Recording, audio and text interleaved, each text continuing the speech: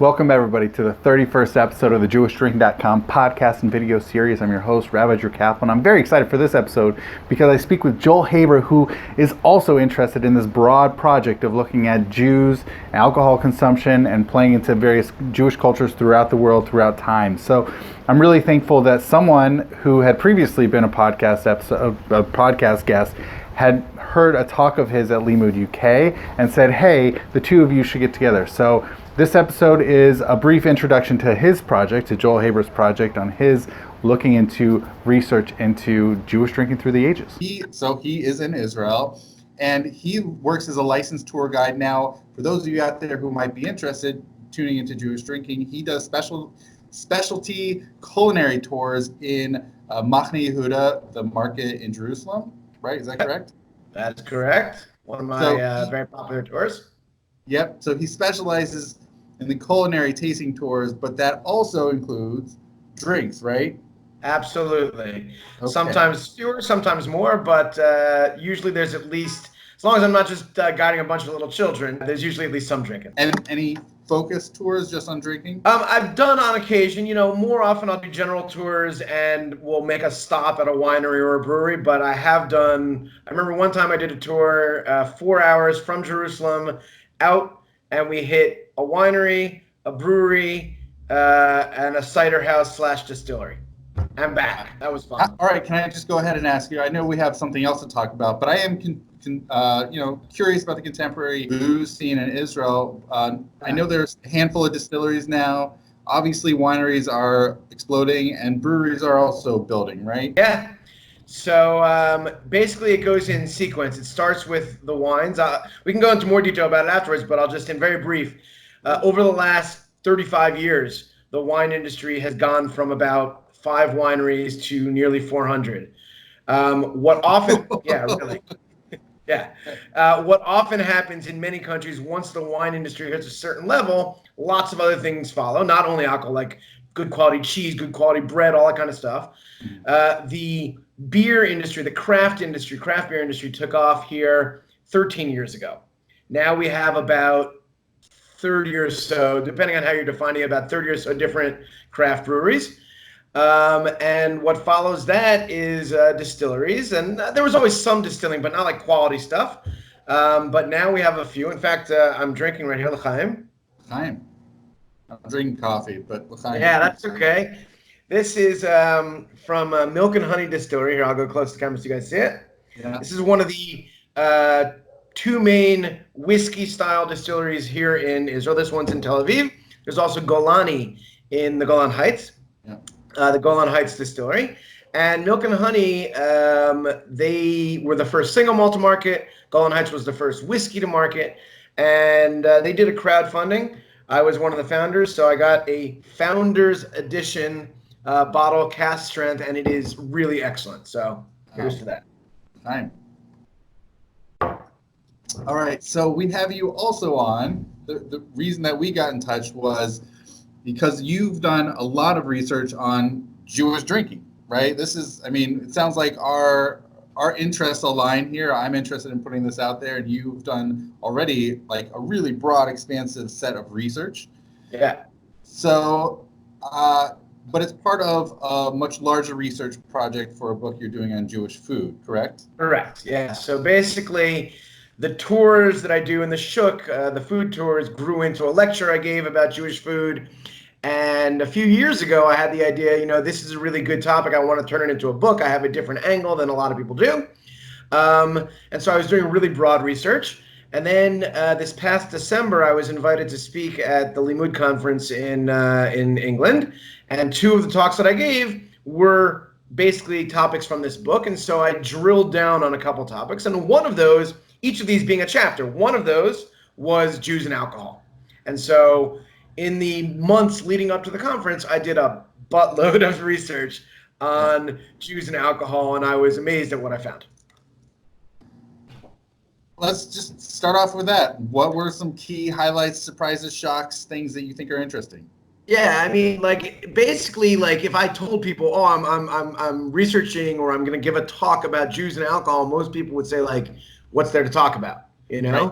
because there's like this assumption, we've all heard it, even though we don't necessarily say it, that Jews don't drink. Right. And I knew inherently that was wrong, not only because I enjoy drinking, but because I know so many things. And I didn't know how much I was going to find. I had a few little things, and I just started, and everywhere I looked, there was more and more and more. So some of the really, I'll just throw out a couple of brief things surprising. Yeah.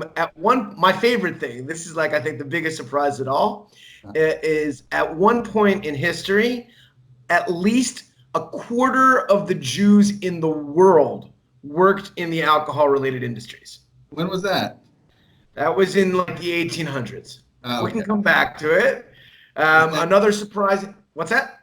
I imagine Poland was a big piece of that, right? Certainly, and that's really the main reason. So we can throw that out now. As I know that you had Glenn Diner on previously. Right. He wrote a great book. So we had Glenn Dinner talking about 18th, 19th century Polish Jewish tavern keepers. We also have 17th and 18th century Polish Jewish tavern keepers, and then also is 18th century rum production in the Caribbean. And so the Jews that involved sounds. in that. I'd love to hear that, because that I know nothing about. So that'd be cool. Same time period. Yeah. It supports your research.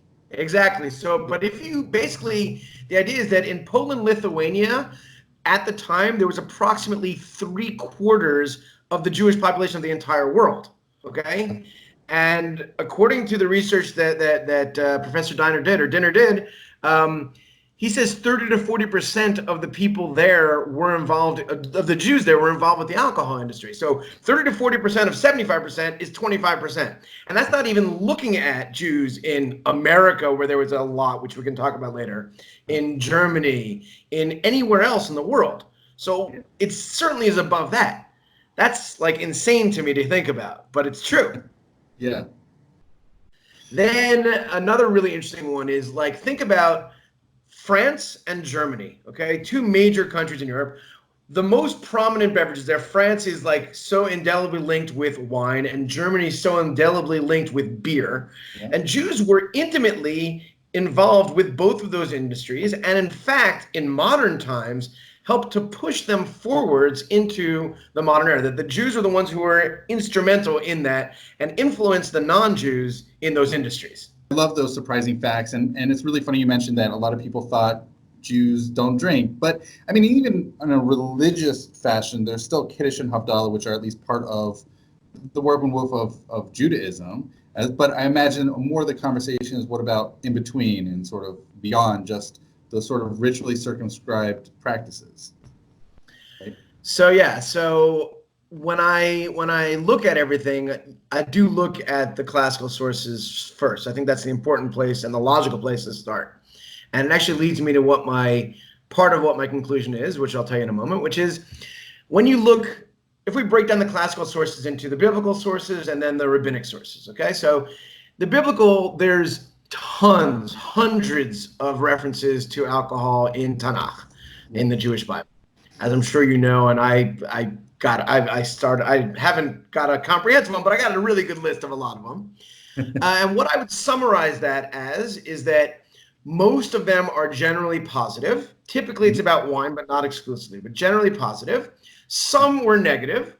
And so I would characterize it as yes, but. And especially the negatives would be moderation. Don't go and get drunk. So it's yes, but, and don't get drunk. Okay, so that's the biblical. There, by the way, over like a super broad macro view, it really depends a lot of times on the book that it appears. So like when you see wine and drinking in Proverbs and Mishle, it's a little bit more negative, a little bit harsh. You could talk about drinking in the book of Ecclesiastes in Koheles, which was our third episode, and there it's a lot more positive. And so I think it totally, or Isaiah. So the book of Isaiah is really not positive. It totally depends upon which book it appears. Absolutely valid. I haven't really looked that close at it, but the things you say, ring true from the stuff I remember. So yeah, that's very interesting. I'll look at that also. Check out that Ecclesiastes episode. I will. When you move into the rabbinic sources, the Talmud, the Mishnah, the Gemara, and then even later ones, generally you get this same kind of a mix of positive with negative, but there's something added. And this is sort of the key thing, is that it's in the rabbinic sources that you really get this first recognition that wine is a special and exceptional beverage, and therefore also it runs the risk of leading to assimilation. And so we have this increase in using wine as a separator between Jews and non-Jews. And what that does is, of course, it largely does keep us separate, which is probably the intention of the rabbis. What they perhaps were not intending is that it also led to how much we became involved in alcohol production and drinking. And so what I sort of summarize with everything, when I look at all of it, the thing that ties it all together is that because we recognize alcohol as and wine in particular, but alcohol in general, as an exceptional beverage, firstly, we typically interact with it through the lens of ritual and religion. But also, it typically falls, our relationship with alcohol at any given place and time is typically falling at the point of confluence, at the point of intersection between the Jews and the non-Jews there. By the way, that was a point I think that was also made in our Wine in the Mishnah episode. I don't know if you've had a chance yet to check that out with Rabbi Dr. Avi Wallfish, where he talked about how, so the Mishnah tractate in which wine appears the most times is, do you want to guess? Wow, I mean, I think I did see this part, although I don't remember. I would say that the two most logical guesses would be either brachot or avodah zarah. But I think you said it was a different one. I don't remember which one. Right. No, avodah zarah was number 1. Okay, good. And brachot was number 5. So what was fascinating is that when I brought up about brachot, he said, yeah, it's really about bringing people together, conviviality. It's also, elevating wine and the blessings that we say on it. Whereas avodah zarah is the diametric opposite of trying to create separation from the Gentiles. So they actually are related in its differences. It's in avodah zarah, in the Gemara avodah zarah, that you find all of these additional things about not drinking with goyim and things like that. But that really paves the way, because once we can drink their wine, we have to start producing it. And if we're going to produce it, when we start to spread throughout the world during the diaspora, we take our knowledge with us. And so we start growing grapes and making wine all over the world. And that leads to so many other things. So you're saying that that's the impetus. It's a catalyst for Jewish production of specifically wine, but really any alcoholic beverage. Yeah, because we had the knowledge of it, and so that knowledge also transfers to other alcoholic things. Also, it leads to so many more responsa about, are you allowed to do this? Are you allowed to sell non-kosher wine, stam yanam? Are you allowed to do this or that? All these different things, and it starts to point us into all the niches that are connected with alcohol. Yeah. But what I would say is that it becomes, what that means is we relate to it as the separation or the point of meeting between us and them. So sometimes it separates, but at other times it actually becomes a vehicle for our interaction with the non-Jews. And when there's anti-Semitism, often the anti-Semitism is expressed via alcohol. So all of these different things, it's always at this meeting point between the Jews and alcohol, Jews and Goyim in different ways. Wow. It's really a fascinating sort of nexus point of sort of like their interactions. Yeah. Jews were involved with wine production in France from at least the early Middle Ages. I haven't been able to find a lot of the primary sources yet, but from all the secondary stuff I've read, mentions of them being major growers in the south of France. Of course, many people talk about Rashi, and I just recently read also Rabbeinu Tam. I didn't know this, as wine growers. I know Rav Chaim Soloveitchik. Is he Rav or Professor Chaim Soloveitchik? I don't even remember. Chaim Soloveitchik. Yeah. Professor. Yeah. He raises issues and claims that Rashi probably wasn't a professional vintner, but he probably only grew for his home use. I've seen debates on both sides of that, but regardless, he certainly grew wine and knew about it and maybe did it professionally. So we have that. But so they're there all along. But when we get to the modern times, when we get to emancipation in the 18th century, basically, and moving into the 19th century, what you have is the Jewish grape growers begin to do what we call vertical integration. So they're not only manufacturing wine, they also become sellers. And that's an industrial shift, and that influences the other wine makers in France. And so that becomes the way that the wine industry in France grows into this massive thing. And it is a really huge thing. So that's something where they're intimately involved. A better example of the Jews pushing things forward, though, is beer in Germany. Really? So I don't know if you've ever covered this topic, but you probably at least read about it.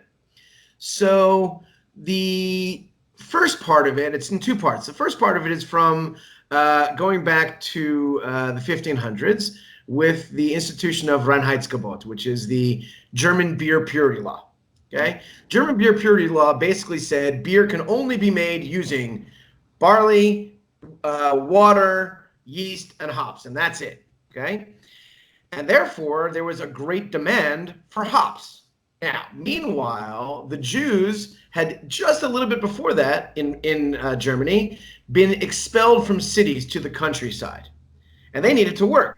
So we have Jews who need to work. We have German brewers who need hops. So the Jews grow the hops, and it grows to the point that they dominate the industry. By the time of the 20th century, when the Nazis rise to power, the Jews control 70% of the hops industry in Germany. So they're already intimately involved in creating one of the core ingredients of beer. But when we get to the 1800s is when we see this modernization process. So first, you have Baron Jacob von Hirsch in the early 1800s. I think it's the 1830s, if I remember correctly. Jews are still forbidden to brew beer professionally, but because he's a baron, he gets special rights. And he creates a brewery in Munich, or technically outside of Munich, called Planegg Castle. I'm sure I'm mispronouncing Planegg, but and he's the first one who realizes instead of brewing beer inside of the city, I can move outside and do it on an industrial scale. He was the first industrial scale brewer in Germany. Okay, and that influenced all these other Munich breweries say, we should also move out of the city and we can do it bigger. Okay, really. And then when we get to the late 1800s, okay, the perhaps best known name in German beer is Lowenbrau, or Lowenbrau, probably pronounced. I'm not good with German pronunciation.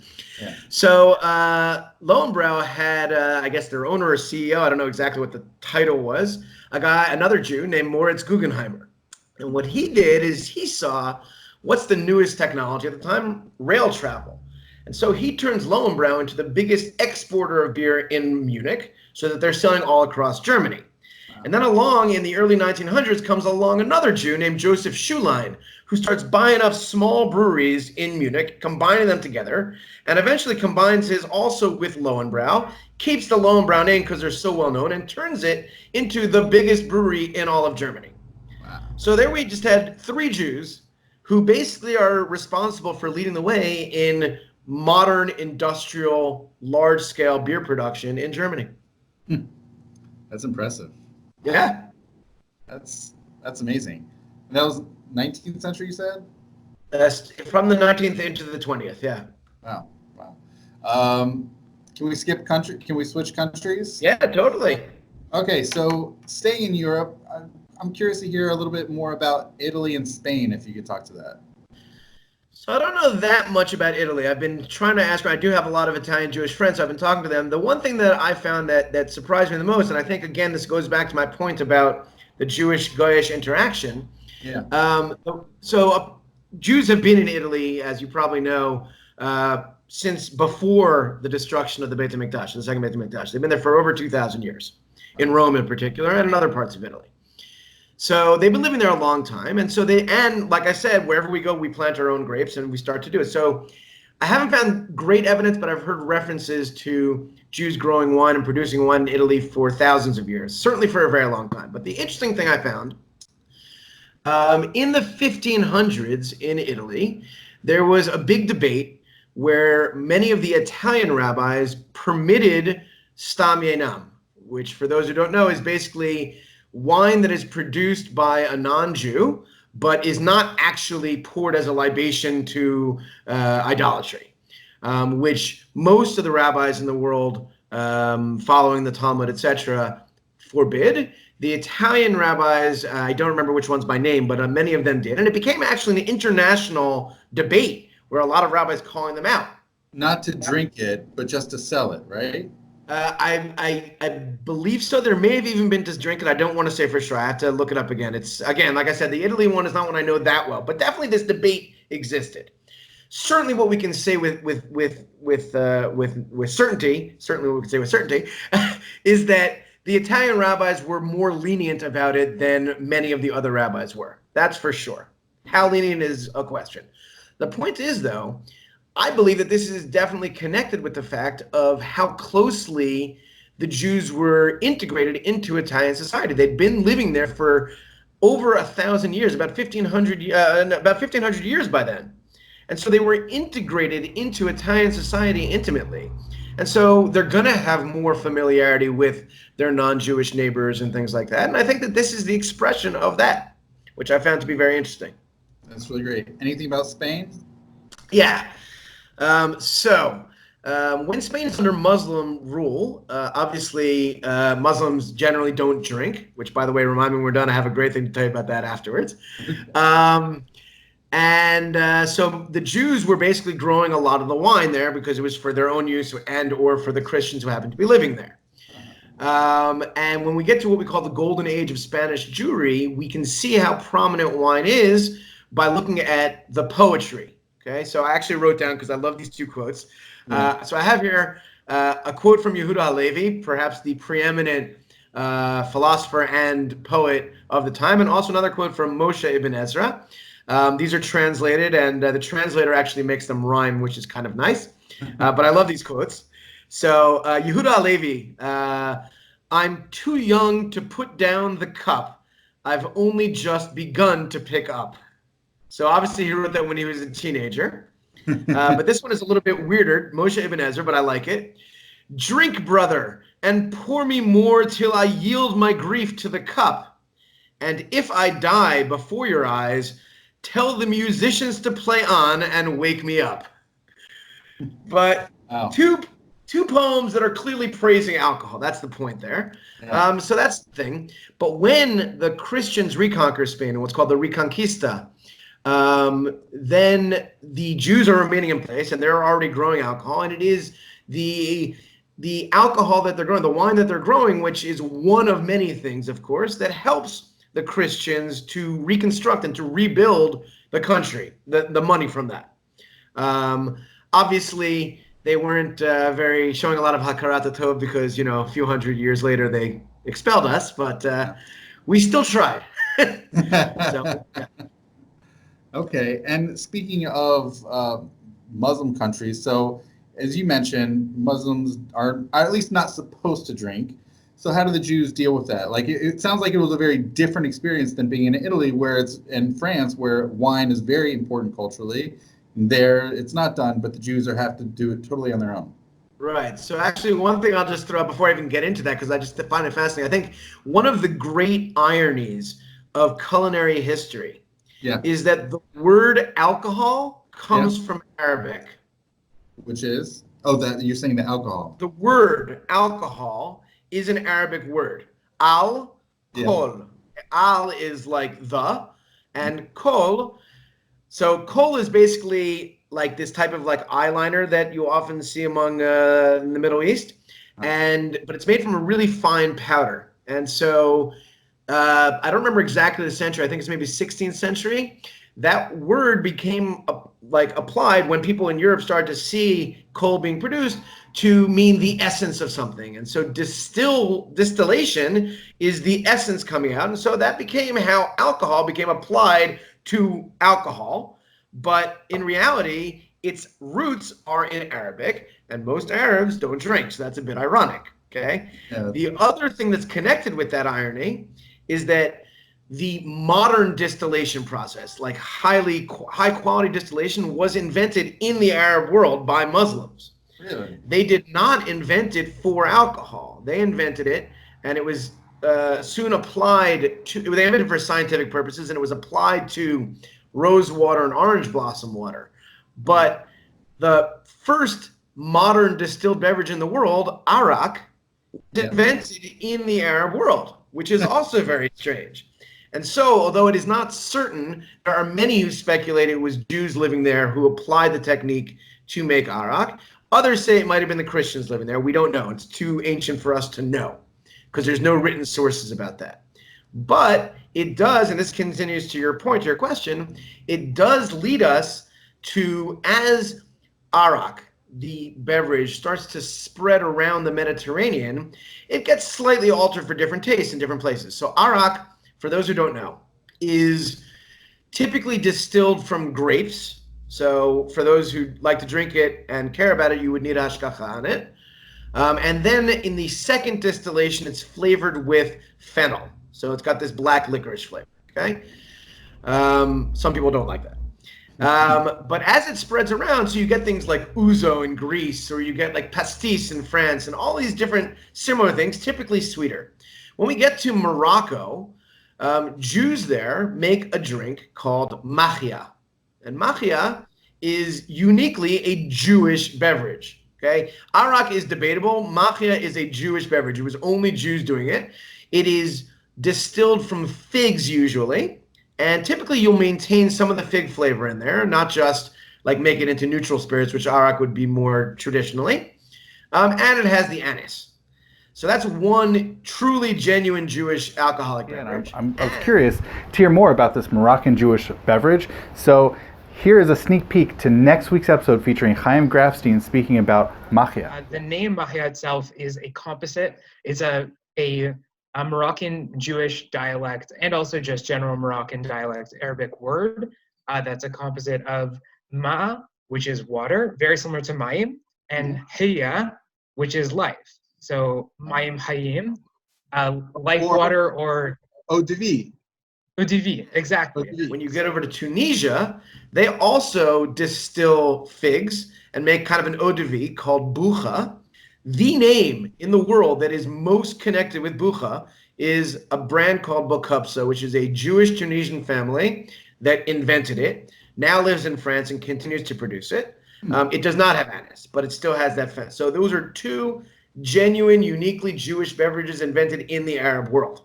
Wow. And the other, but in general, when you're talking about what could they do in the Arab world, so two things I'll say. One is that in many of these places, they were permitted to grow grapes and make their own wine. For example, Morocco leads the Arab world. Morocco still today is the biggest producer of wine in the Arab world, or in the Muslim world. And it's mainly produced for export. They don't mind that. There's actually, I haven't tried it, so I don't even know if it's like a good wine or a sweet wine or whatever, but there's actually a kosher wine made in Morocco called Rabbi Jacob. It looks like it might just be like sweet, like kiddish type wine, but I don't know, but it still is made there. But when they couldn't make wine legally, when the Arabs or the Muslims didn't allow them to do that, what often they were able to do is make raisin wine. So you could take raisins, you can steep them in water and ferment that, and that becomes something that becomes popular in many parts of the Middle East. And also, which we can maybe move that to the next topic, is Eastern Europe. Because in Eastern Europe, in the north and the east of Europe, there's no good quality grapes that grow there. So you have two options. Either you take bad grapes and make bad wine, three options. Bad grapes, bad wine, and load it up with sugar, which is how we get to what we now know as like kiddish wine. Yeah. The second option is to import it, but most of them didn't have enough money to really import good wine. And the third option is to make raisin wine. So that becomes one of the common solutions in the colder parts of Europe as well. All right, so can I ask you, Joel, when's this book coming out? When are you planning to write this chapter and put it out there? So the book is still a few years in the distance. Like I said, I've now drilled down. I've got, let's say, 85 to 90% of the content and structure of 2 chapters. The book will be about probably 11 or 12 chapters, something like that. I've moved into the next phase, which right now is, well, continue with my research, broadening the type of research where I want to start talking to people more than just reading a lot of books, and working on a book proposal, see if I can get a publisher. So hopefully, maybe maybe 2 more years down the road at the earliest. Okay, that's very exciting. That's very exciting. And I know so you mentioned earlier on about speaking at Lean Mood UK on this topic. I have 2 questions. One is, what were the responses of people who were there and who heard it? And the second, like, was it surprise? And the second one is, are you planning on doing any other such future talks? So on the first topic, the people who came to the alcohol talk, very energized, liked it a lot of good feedback. I'm sure the fact that I offered some free samples didn't hurt, but I was smart and I told them they had to wait till the end before they could get them. I actually brought 2 really nice samples from the Golan Heights distillery, one of which he's doing really interesting stuff with. He makes an amazing gin, and he uses local ingredients. So among other flavorings, he uses etrog and he uses hadass, citron, and myrtle. And he made a version of it where he kind of pumps up the etrog flavor in it more. And he's about to come out with another one where he pumps up the myrtle flavor, the hadass flavor. So those were kind of interesting. So I brought that, and people loved it. Everyone there loved it. But yeah, really good feedback. In terms of other speaking, I have nothing planned at the moment, but I am very open to to speaking anywhere that people want to hear. I would love to go to Morley Woods. I would love to be brought to places to speak. And if anybody out there is interested in bringing me in, talking about alcohol, talking about my other big one was about cholent and chamin and all different Shabbat stews and other food topics, Israeli food. So yeah, but without getting too far off topic, I would love to. That's really awesome. And how did you get started in this entire research endeavor? Yeah, so I mean, I love food. I love alcohol. Yeah. I always have loved these things, and so like I said, it grew out of my Shuk tours. My tours in the Shuk grew out of the fact that I'm a professional tour guide. I love the Shuk. It's like my favorite place, and I love food, and I like research. So I would always read more and learn more. And there's a bunch of people who do tours in the market. Mine, thankfully, has become one of the very popular ones. I get great referrals a lot. But what I focus on is what grew into this book, which is understanding the culture of Jerusalem and the people of Jerusalem via the food. And so I broadened that to understanding the culture and people of the Jewish nation via its food. What I basically am looking at is some books look at what's Jewish food, where and when was it made, how do you make it? I'm focusing on the why. Why is that a Jewish food, and and why is that significant? Why should we care that it's a Jewish food? Oh, that's clever. That's a good angle. I hope so. Yeah. Awesome. Okay, well, thank you so much, Joel. This was really great. Yeah, My pleasure. Learned stuff, and I hope everybody out there, you also learned stuff as well for this topic. It's very broad. And Joel, as you mentioned, you have a lot more specifics and details, but this is a great broad overview, I think. Thank you. And anyone can feel free to be in touch. Awesome. All right. And for anybody interested, I'm going to include his info in the description. So thank you so much, Joel. Shabbat shalom. Yep. Shabbat shalom, Chaim.